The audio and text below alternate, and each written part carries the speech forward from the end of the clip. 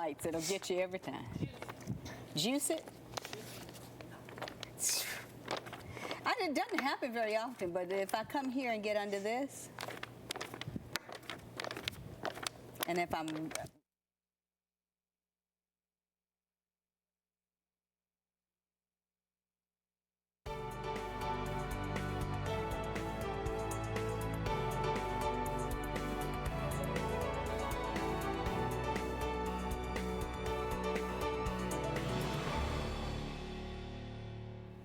Hello, our guest is Dottie Kalina. I'm BJ Arnett, and this is This Day with BJ Arnett. And I want to jump right into this because Miss Dottie is with the Better Business Bureau. And, you know, I've often wondered, Dottie, how does that thing really work? Because when I want to call and fuss about somebody, I have to get these prompts to go here, here, here, here.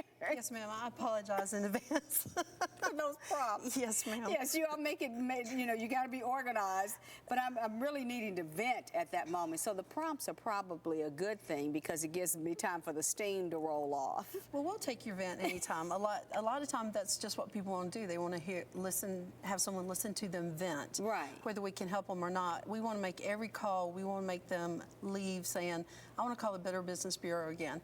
If you're not able to get through on the phone line, which is 404-766-0875, then the best thing to do is send an email. And if it's about just general information, info@atlanta.bbb.org. If you have a complaint, complaints@atlanta.bbb.org. But after the show, I'll give you my personal email so you can get right through Girl, to me. don't even do it. But let me ask you this, because when was the Better Business Bureau started and why? It was started in 1912 because of false advertising. Actually, Samuel C. Dobbs, who later became president of Coca-Cola, yeah, he was seeing all this horrible advertising going on in the industry. And his company was actually taken to court. And he was horrified when one of his attorneys stood up. The case was dismissed against Coca-Cola, but his attorney stood up in front of the judge and says, I don't really see why this matters. Nobody believes advertising anyway. So he was really horrified that. So from that, he started what we call vigilance committees. And those committees specifically were to look at advertising practices in the marketplace.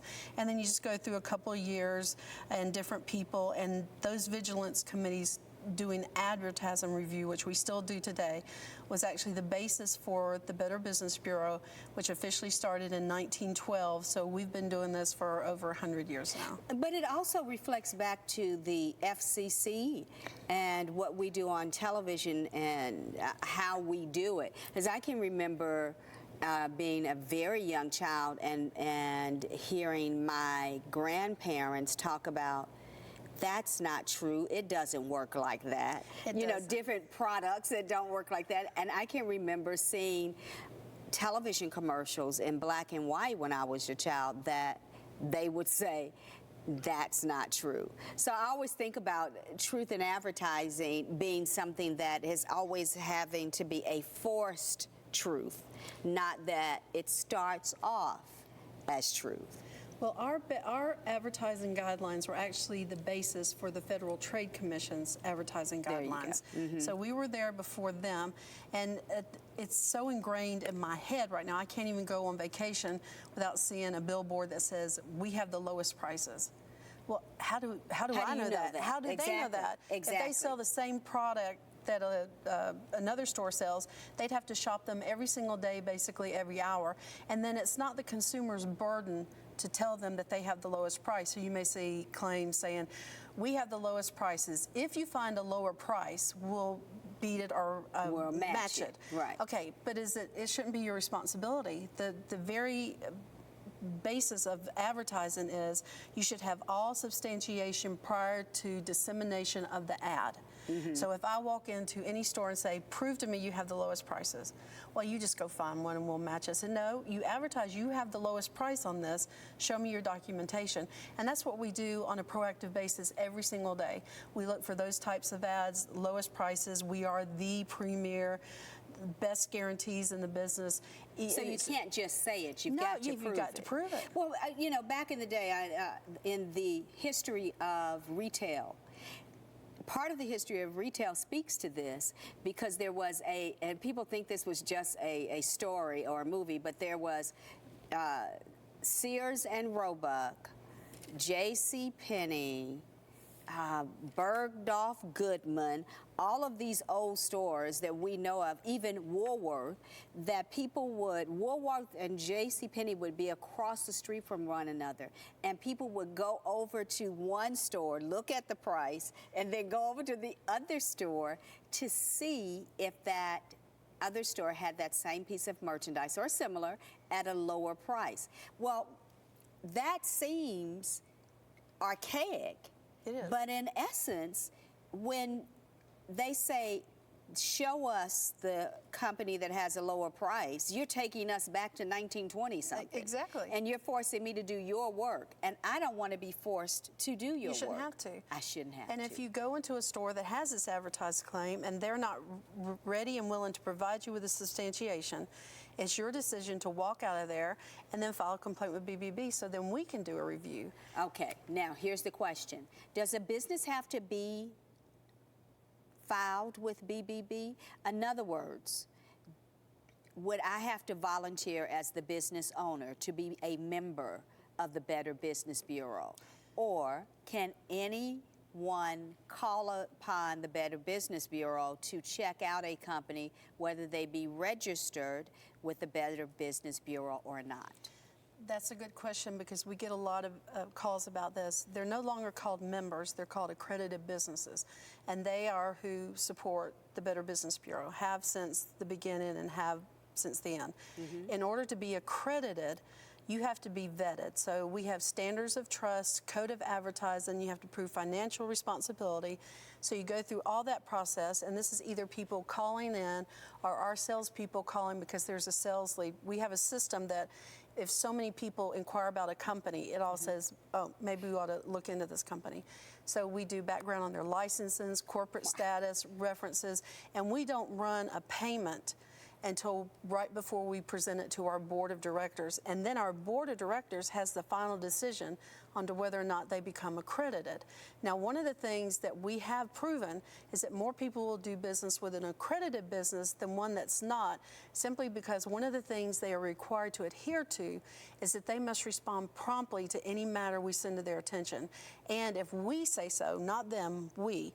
If we can't resolve a complaint in the regular procedure, then we say, okay, we're going to mediation, and you have to participate regardless because you agree to it.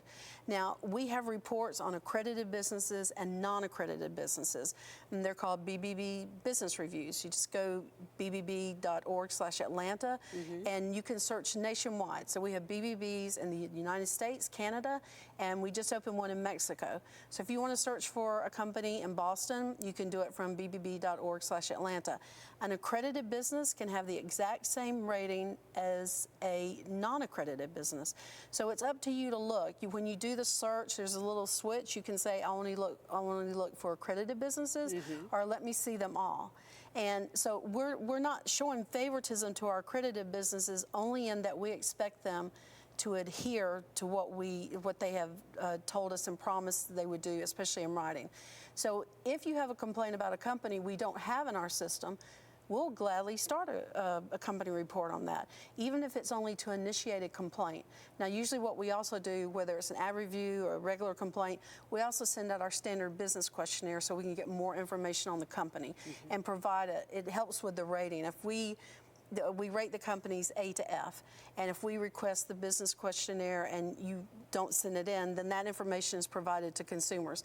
Everything that we do is to educate consumers. So if you're checking on 2 or 3 companies and you send me that email that I'm going to give you later and say, hey Dottie, which is the best? I'm going to have to write back and say, hey, listen, I'm sorry, I really can't because we can't recommend, but here you have one that's accredited A+, here you have one that's not accredited D-. You're going to have to decide. You make your own decision. Yes, ma'am. Yes, ma'am. So, gosh, I can look at this both as a business owner and as a customer going into a business. There are complaints that are central to food service. There are complaints that are central to event centers. There are complaints that are central to radio, television, so forth and so on. So it's very, complaints are very directed, correct? Yes, ma'am. If a person comes and complains, about the same issue, say 5 times in a year, do you look at the person complaining or do you look at the company? Pattern. The pattern. If yes. as long as it's not the same person, we look at the pattern, and we have a great investigative person on our team. She's just doing wonders. And what we'll do is the company may have the same quote unquote pat answer. We looked at it, we feel we've done everything that we could, et cetera, et cetera. Well, the company has responded, and we're in a position where, especially if they're not accredited, we can't say, okay, come in and you're going to mediate this. But what we can do is put custom text in saying, we have noticed a pattern of complaints regarding this matter. We do it as a business alert. It shows up on the review. So the first thing you want to do is click on that business alert and see if probably that might be an issue for you. And if they have a pattern of complaints, again, you're informed, you're educated. Is this a company you want to do business with? Here's one for you. There's, is it this food safety that goes around from restaurant and restaurant and gives them their rating? And we've been seeing in the news of late that a couple of places in Atlanta have had, in fact, a place near here, has had a bad review. And the review goes from A to F. If a company gets a consistent low review, what do you do that can actually change the company? With the food safety, they will shut them down. Right. But what can you do at BBB that actually changes the company's behavior? There are certain. What kind of pressure are you all putting on it? Well, more probably that I would like to do than we're allowed to, but there are certain aspects of and certain types of complaints that we're not allowed to handle. So for doctors, lawyers, dentists, chiropractors, veterinarians, if it's a billing service, we can handle that. If it's an actual problem with the service they provided, Georgia has their own board set up for that, got and they you. have to handle that. As far as restaurants, if it's something problem with your order, you didn't get what you ordered, and we'll certainly take into consideration the health, the sanitary issues Right. of a restaurant, but it's not something that we legally can go in. We can certainly contact or tell them what agency to contact. The health. Okay, I just drew a blank right here. Yeah, I couldn't think of the name of it. The health inspectors. Yes, ma'am. Yes. And they can go. Now, another thing is you can't file a complaint and leave a review. We do customer reviews, so there's a very well-known website that people go to and look just for customer reviews. Yes. You come to BBB, you're going to get history, background history, you're going to get a letter grade, you're going to get background information, you're going to get the complaints. You can actually see the complaints, read them, Wow. personal information redacted, and you're going to see the company's response if they provided one. But we also do customer reviews. Now, you cannot file a complaint and do a customer review. So if we should have XYZ restaurant listed for whatever reason, you can go leave a review and say, it was nasty and, it should be closed down and whatever. What we do that is different from a lot, but a lot of them do verify reviews. We verify the review, so we send it to the company and we say, was this an actual customer of yours? And if they respond back yes, then we're gonna publish it. But the company can also provide a response. If the company doesn't respond back, then we're going to assume that the customer was one of theirs, and we're going to publish the review. Wow. So It's the fear of the published review. Yes, ma'am. Wow. Now, the reviews are not going to affect the rating. The rating is based on the complaint history, but it's there to let you know, talk about like one of the companies that has a pattern of complaints.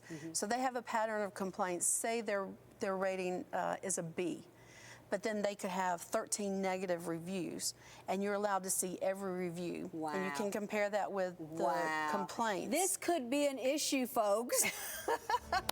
Miss Dottie, thank you so much. You're welcome. The Better Business Bureau, BBB. Give us that website real quick. bbb.org/Atlanta. All right, guys, you know what to do. Use it or just stop complaining. I'm BJ Arnett. We'll see you next time. Bye-bye.